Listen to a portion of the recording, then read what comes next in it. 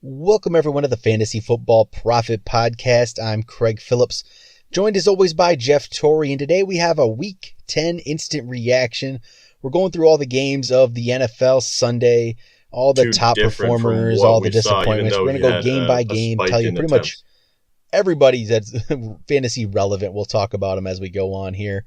But make sure you guys go check us out on Twitter at the FF Would you be Prophet. looking at Lee We're on or Instagram Hearns, at Fantasy like Football Prophet. Go to our website, fantasyfootballprophet.com. going forward? You can always send us an email, fantasyfootballprophet@gmail.com. We're going to get right into this like we always do. We're going to start off with Detroit and Cleveland. Detroit gets a win.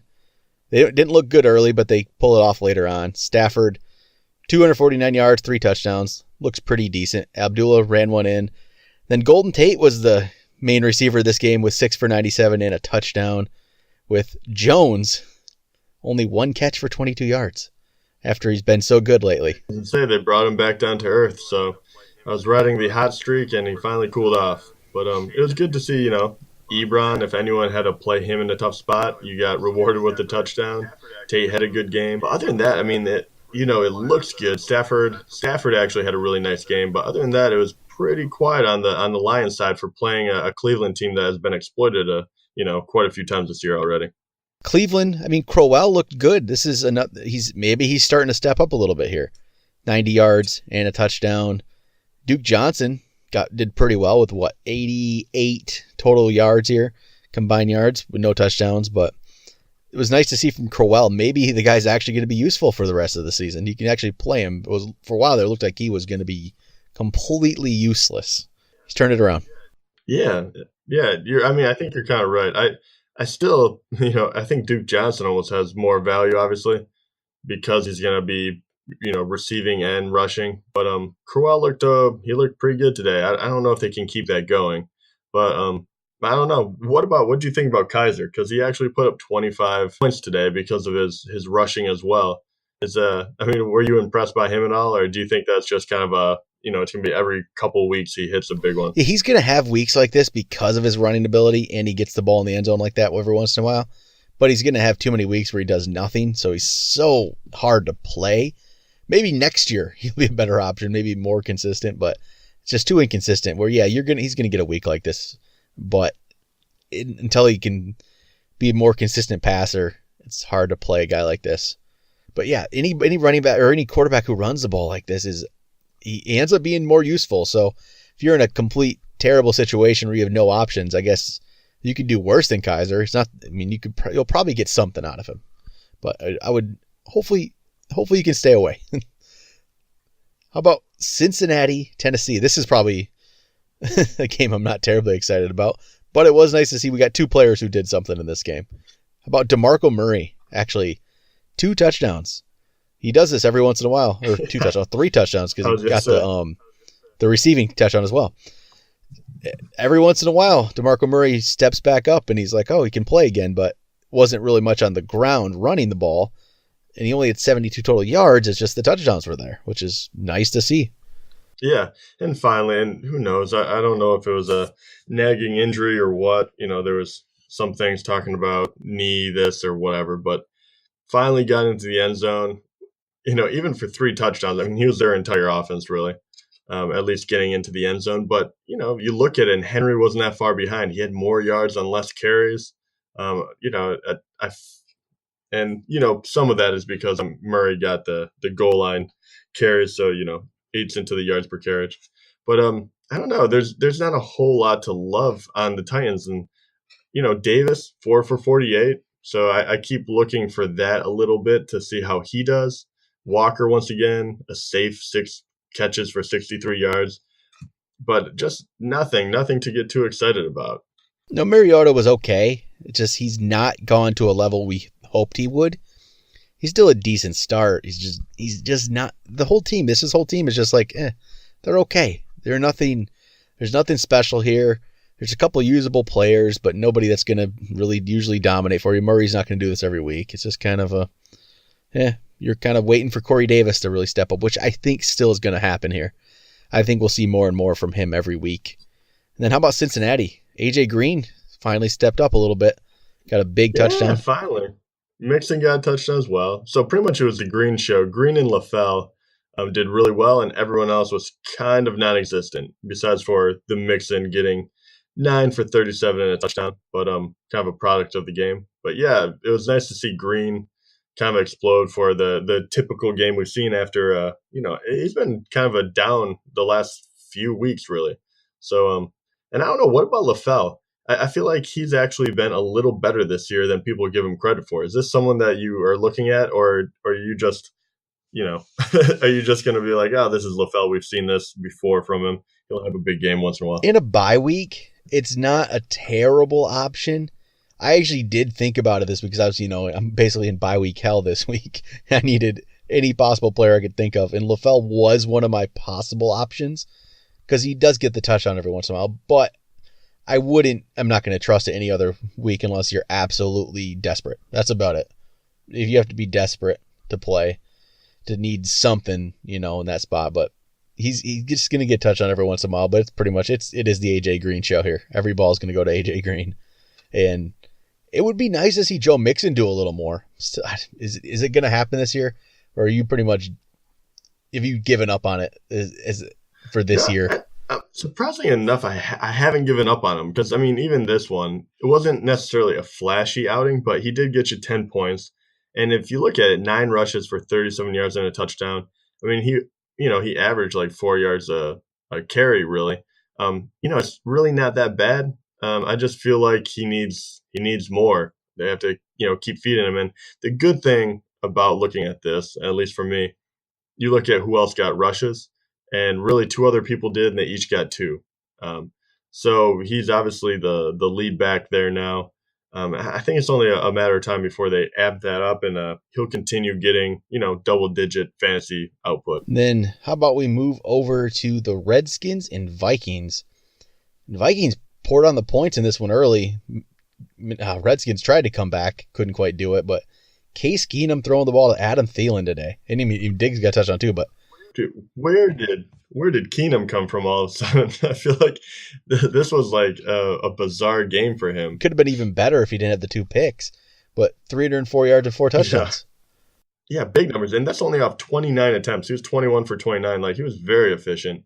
And like you said, Thielen and Diggs, enough to go around there, just killed it. But Thielen, 8 catches, 166 and a touchdown. That is ridiculous. So, I was more of a Diggs fan, but Thielen comes out strong, showing that, no one should underrate him, even if Diggs is healthy. We keep getting crap every week, Jeff, that we rank Jerick McKinnon too low.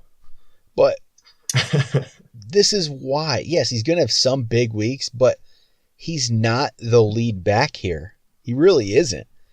He's not the lead back. He's basically in the Kamara role to Ingram, but he's not nearly even close to being as good. And not as good of a run team.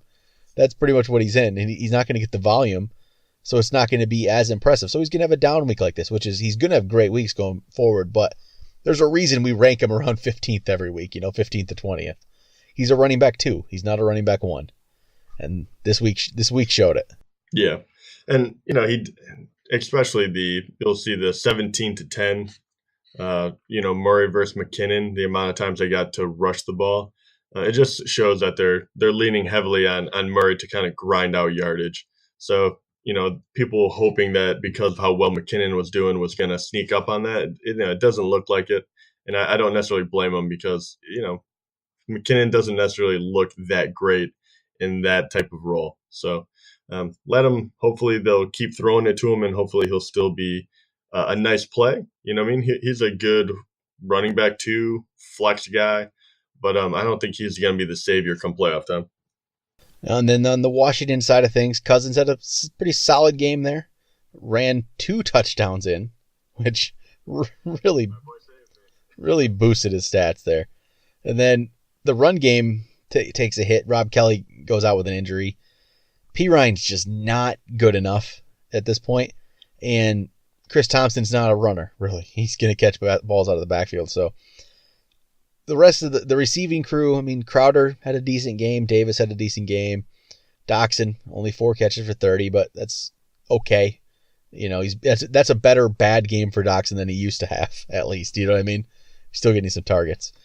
Terrell Pryor, I don't even know if he was active looking at this. There's not many players I recommend using with Washington other than Cousins. They're still going to put up some points, but there's no better options. Like Crowder's he's a wide receiver 3, and Davis is a tight end if you need to fill in if Reed's out. And Thompson still, you can put him at a flex, but there's no. Yeah, I still like Thompson. I think he has a lot of upside still. But yeah, I mean, Cousins this year, I mean, he's been definitely playable, obviously, but he's been doing it in very strange ways. It wasn't like last year where he kind of had a few guys he was throwing to. I mean, 2 rushing touchdowns today. Obviously, turning the wide receiver Chris Thompson is pretty much his favorite target now. He's getting really sneaky with it. He's still producing, but very interesting fashion. All right, let's move over to Tampa, the Jets game. This is probably the ugliest game of the day. Tampa wins without scoring. They scored a touchdown finally in the 4th there. The first touchdown came with 6 minutes left in the 4th, and then the Jets scored their only touchdown with 28 seconds left in the game. So, ugly game here. And at least for the Robbie Anderson owners, that last touchdown went to Robbie Anderson. That was nice. So he gets 4 for 85 and a touchdown. Safarian Jenkins was usable, 6 for 67 again. The run game was not. Powell. This was without Forte. And going against a poor Bucs defense, people were expecting a big game from Powell, and that did not happen at all. Only 36 total yards. And McCown disappointed. This was supposed to be a good matchup for him, and didn't really deliver. I guess he didn't completely destroy your game, but it wasn't what you might have expected from him. But again, the Jets aren't a very exciting team, but you're still going to use Anderson. I think he's a playable guy every week now, and Safarian Jenkins still is too. So those are still solid options there. But how about Tampa? Anything here? No, this was really ugly. Yes, incredibly ugly for me. Martin, 20 rushes and only manages to get 51 yards out of it. That's a heartbreaker. Fitzpatrick, first game in there. He just has an okay game, obviously not anything startable. But the only bright side on this was Jackson without Evans in there. 6 for 82, which is very playable. So he did pretty good. But other than that, this was a just piss poor performance by both offenses. It was such a bad game. Yeah, we can just move on from it. It was that bad. Yeah, it was really ugly. All right, the Rams and Texans, and Rams just keep rolling. 33-7 win. They got good real quick. They did, and Goff had a big game with 355 yards, 3 touchdowns. Robert Woods, 8 for 171 and 2 touchdowns. So, is Robert Woods clearly the number 1 receiver here? Yeah, I think, and he has been really for a while. This is a ridiculous stat line that he has here. And Watkins actually did score a touchdown today. So, 2 for 41 and a touchdown. So it's not like he disappeared completely. But Robert Woods is the guy that Goff keeps looking for. And, I think he might have found a permanent home here in L.A. because he just looks good in this offense. And that's 4 touchdowns now in the last 2 games. He didn't score any in the first 7. And now after the bye week, 4 touchdowns. Maybe that's something they were trying to do there. Just looking for him. And, Jared Goff's now a playable guy, too. This is just a great game from him. And Todd Gurley's the one who didn't do as much, I guess, touchdown-wise, but 68 receiving, 68 rushing. So really good game from Gurley. Got it done. Yeah, he gets it done any way you can.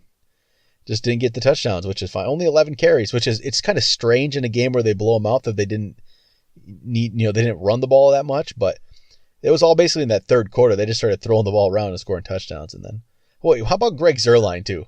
Greg Zuerlein, every single week, he is putting up ridiculous points at the kicker position here. Oh, yeah. Yeah, it's getting pretty out of control. I believe, at least for the pointage we have, he had 17. Which is, say, he's had 3 straight weeks with 17 points. It's infuriating because if you're playing against him, which I'm pretty sure I did in one of these leagues, it might have been you that had him, Craig. But it's just demoralizing to look and you're like, man, what position was I that off on? and you look and your kicker's getting outscored by, 10, and you're like, what the hell is happening? So, it's a great weapon to have. So keep an eye on him. It's just one more reason to really pay attention to streaming defenses and kickers. And then on Houston's side of things, they are not very good without Deshaun Watson. I think that's pretty clear. Tom Savage is no Deshaun Watson.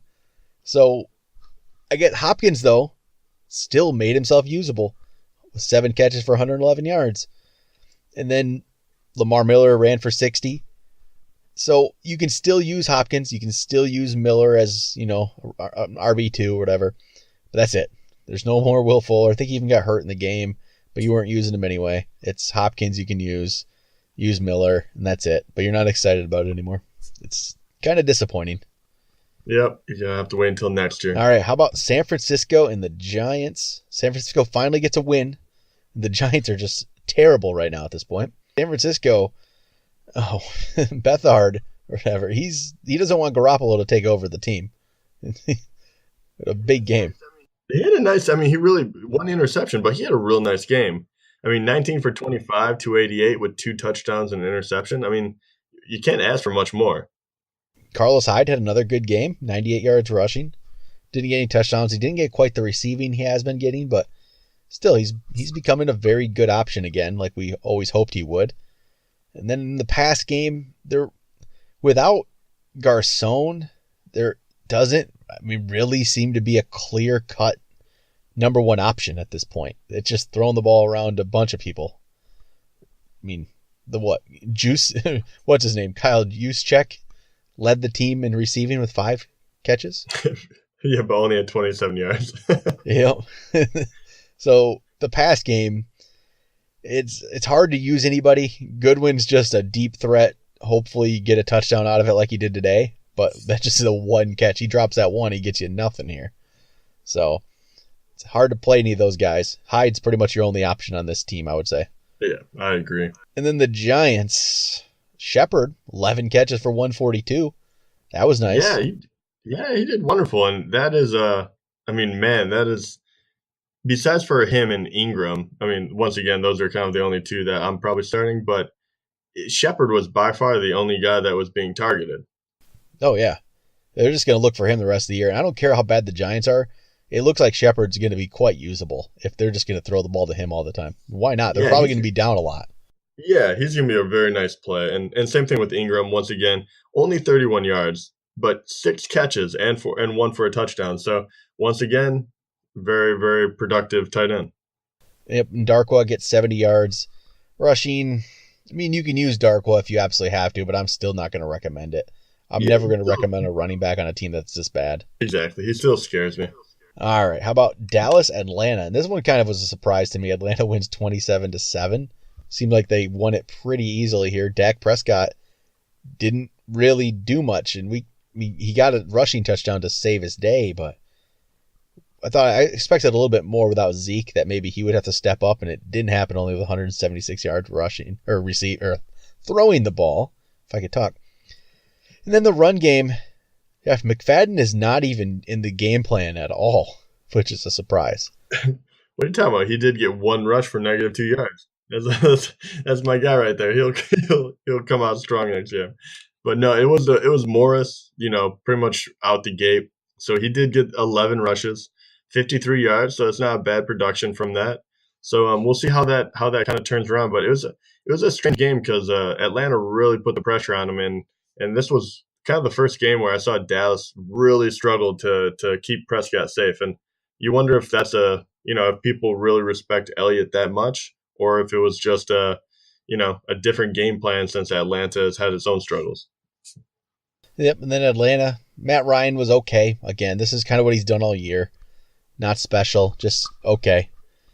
Now, Freeman goes out with an injury, so that was terrible for anybody who played him here for only 3 yards. So Coleman finally gets the full work here, and he did pretty decent with it. That's, 83 yards rushing and a touchdown off 20 carries. So that's, again, not amazing, but we know he can play if he gets the opportunity. So we'll just have to see how long Freeman's out, if that concussion lingers.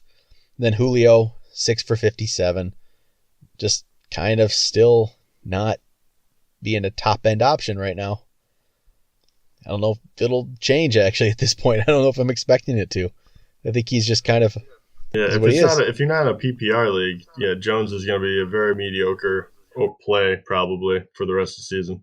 He's gonna have some good weeks because it's still Julio, but Yeah, he's not still a special. starter, but he's not the wide receiver one that people draft or wanted to draft.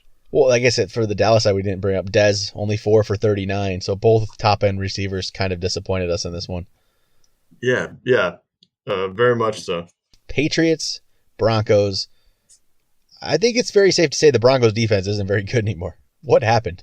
2 weeks in a row. Yeah, well, yeah, New England happened, but yeah, I mean, it was everyone though. That was the strange thing is they didn't have to key on anyone. They just spread the ball out, and you can see because I mean, how many? I could try to count them up. How many people caught a pass from Brady's today? Was it 10? Was it 9? 9 players, and then they also had 5 different people rush the ball. Well, technically 4 if you take Brady's away, so 4.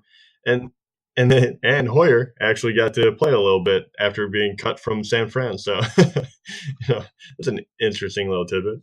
But the big one for me is the fact that Gillislee was a healthy scratch. I mean, it's just fully Lewis really is the play for me if you're going to play one of these running backs because he gets a few catches here and there, and he's getting he's out snapping everyone for running too. Yeah, it's crazy how far Gillislee's fallen from that first week where he looked like he was going to get every single touchdown there was. I'm still surprised how that turned out, and they really don't have a running back like him anymore. That's just all these pass catching guys for the most part. They must really like what they're seeing in Lewis. I mean, what's not to like? I guess he ran for a touchdown, got a 103-yard kick return for a touchdown. It's a really solid game, and Burkhead's back and looks pretty decent too. So, I guess they don't need Gillislee. And then the receiving side, I mean, 74 yards receiving for both Cooks and Gronkowski, so decent games, just didn't get touchdowns with them. They'll be fine. They didn't need them to score today, so. And then Denver, I mean, Emmanuel Sanders had the good game this one with 6 for 137. But Demarius did catch the touchdown off 44. So you never know which one of those guys is going to be the lead guy. It changes, seems like, every game who has the most yards. It's hard to trust it. And it kind of got lucky because the 3 major players on this team, Anderson, Sanders, and Thomas, kind of salvaged it. Definitely Sanders and Thomas did. But even Anderson, only 10 rushes, but got 54 yards out of it. So it doesn't absolutely kill you if you started him. But, I mean, with Osweiler back there, I think it's going to be more of the same. Not going to be able to rely on anyone, really. No, and Anderson looked good early, and he had most of those yards at halftime already. And just after the half, they're down, they get down, and they can't run the ball anymore because of it. So that he suffered that way because he looked good while he was getting a chance. But I'm not – this Broncos team is going to be tough the rest of the year to play. These players are going to – I mean – you're going to probably you're playing Sanders and Thomas because they're going to have decent games, but they're not going to be spectacular. And Anderson, I think you're still playing him, but they're going to be down so much that he's going to end up having 10 carry games and going to get 5 points for you. So, I mean, would you keep him on your bench? I don't really know what to do with Anderson right now. Yeah, I mean, you have to keep him, I feel, because he's been too good this year. And my guess is if you have Anderson on your team, you're probably going to have to play him in the flex position or at least have him handy in case an injury happens. Because, it would be hard. You'd be hard pressed to have enough depth where you could get rid of a guy like that, even though his team is going to struggle. All right, now it's just Craig here solo for the rest of the podcast. A little bit of technical difficulties as we record this one. In two different locations. Normally, most of our episodes are recorded together, but on the reaction show, we do it separately. So Jeff won't be here for the rest of this one. It's got a few more games here. Looks like we got 4 more games I'm going to run through here quickly for you. How about we start out with Pittsburgh and the Colts? Pittsburgh gets a win over the Colts. It had to be a fourth quarter comeback to get the win. Not a very impressive outing for the Steelers overall. But if you played Roethlisberger in this one, thinking he was going to have a big game because going against the Colts, you didn't get the massive game, but you got an okay game. He salvaged it with 236 and 2 touchdowns. Not great, but you're okay with it. The big story is Juju Smith-Schuster has another good game, 5 for 97 and a touchdown. Keeps himself very useful probably wide receiver 2 for the rest of the year. We'll keep ranking him up there in the top 20. Antonio Brown, only 3 for 47. It's just a bad game. Don't read too much into it. He should be fine. Martavis Bryant was used a bit. They did look for him on a couple deep balls. This is probably what he's going to be, though. He's not going to get as much volume because of Smith-Schuster out there taking up targets. But maybe we could see something from him. Nice to see him on the field again. Then Le'Veon Bell, 112 total yards, no touchdowns, but he gets 26 carries. The volume's there. He's still an elite option. You're going to take one game where it's not overly, spectacular. You're fine with it. He's going to be decent. He's going to be one of the top guys for sure. Top 3, probably top guy ranked the rest of the year. Colts side of things, Chester Rogers gets 104 yards and a touchdown. Dante Moncrief gets 60 yards and a touchdown. And T.Y. Hilton only 2 for 23. Jack Doyle for 2 for 9. So those two disappointed. T.Y. Hilton, he's going to be boomer bust. He's going to have some huge weeks. He's going to have some weeks like this where he only gets you 23 yards. You're just going to have to watch out for that. They're not a very good team. Brissett's a decent quarterback to get by with. He's not a great NFL quarterback, and that's why it's going to be so up and down. And then Gore, 54 yards rushing. Marlon Mack only gets 7 off 7 carries. Couldn't get anything going there. How about the Saints and Bills? The Saints rushing offense is amazing at this point. Ingram runs 21 times for 131 and 3 touchdowns. Kamara runs 12 for 106 and 1 touchdown. He also caught 5 balls for 32 yards. We ranked these guys in their top 10 to start this week, and they lived up to that billing quite easily. They're both top 10 options for the rest of the year. If this is what the Saints want to do now, they want to run the ball. Shown by Breeze only throwing for 184 yards, no touchdowns. They don't need to have Breeze throw the ball all over the field like they used to. They can run the ball and play defense, and they're going to win games. And it's shown. What are they, 7-2 now on the year? So this is going to be how they get things done. So Breeze as a top-end quarterback 1, it might not be the case anymore. It might be still probably top 10, but he's not top 3-4 anymore. But Michael Thomas was able to manage a pretty good game with 9 catches for 117. So that was a nice thing to see. Just no touchdowns for him. On Buffalo's side, nothing going here for Tyrod Taylor. 9 for 18, 56 yards and a pick. A lot of people played him thinking he could have a solid game, and that did not happen. Because of that, LaShawn McCoy suffers a bit. Only 8 carries for 49 yards. Not a great game here. And when you get blown out like this, though, this is what's going to happen. Calvin Benjamin did get into the action a little bit. 3 catches for 42 yards. Hopefully, as we, get going here and he learns the team a little bit, gets a little more comfortable, you'll see more from him. All right, we got 2 more games here. How about the Packers and Bears? Packers get the 7-point win over the Bears. Hundley was okay. This is about the best you can expect from Hundley. And so instead of having 3 wide receivers you can play, you're only going to get 1 a week. And this week it's Devontae Adams with 90 yards and a touchdown.